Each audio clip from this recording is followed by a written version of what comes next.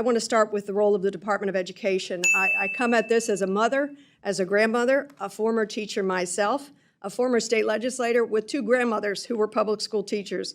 I have a lot of experience with the education system in Pennsylvania as well as the country.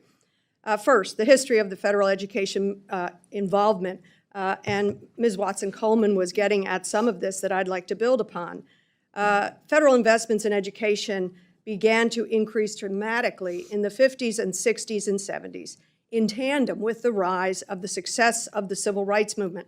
Americans finally began to recognize the vast inequalities in our education system. Thus, federal funding was used to improve education access for students from poor backgrounds, or minority students, for women, for people with disabilities, and other marginalized groups.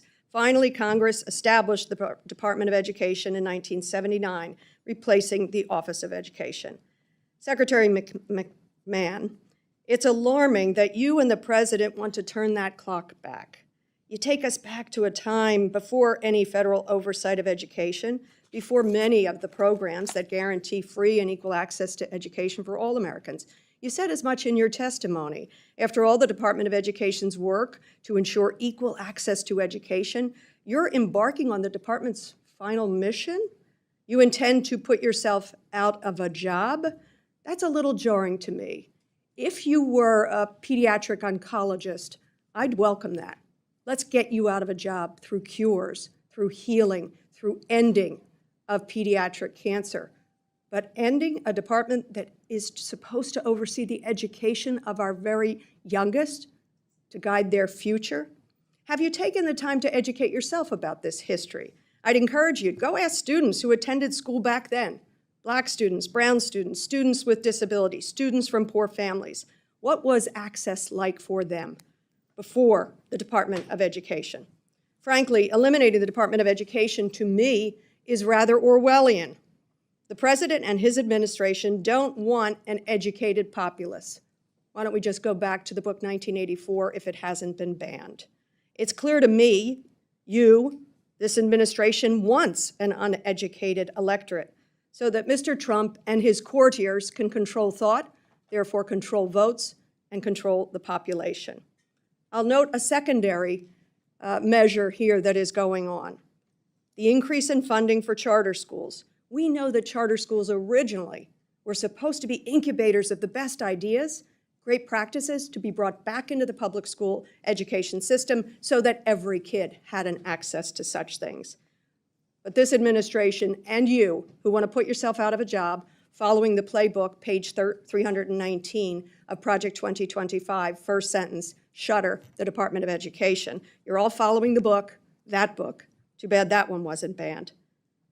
And yet, privatizing is really the other ambition, an uneducated electorate and profit and privatization of our education system. Do you promise us that that isn't your ambition? That clearly is not my ambition. I think I've stated that very well today.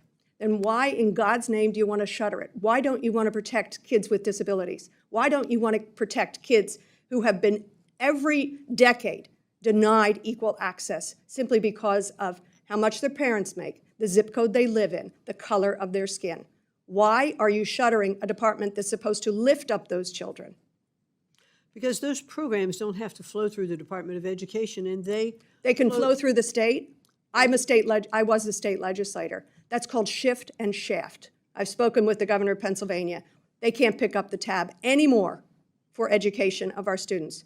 Not to mention, it would be inequitable by state, by state, by state. Why are you in this job at all?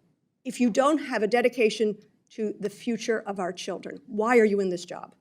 I, too, am a mother and a grandmother, and I want the best for my family going forward. Vouchers. For my grandchildren, for my great-grandchildren, and I hope to leave a legacy that we have established best practices for education that all the states can use. That would be a great legacy to be able to leave, to be able to show states these are some of the things that they can do. I think states have to look at their budgets. Madam Secretary, the legacy you will be leaving is that I shut down the Department of Education. How we educate our children determines not just their future, but our own.